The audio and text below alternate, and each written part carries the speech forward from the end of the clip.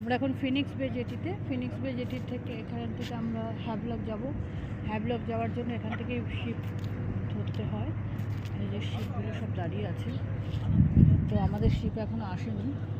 পুরো sheep Phoenix বে জেটিতে বোটও আছে, শিপ। পোর্ট ব্লেয়ারে ফিনিক্স বে জেটি, এখান থেকে হ্যাভলক আমরা যাচ্ছি আজকে।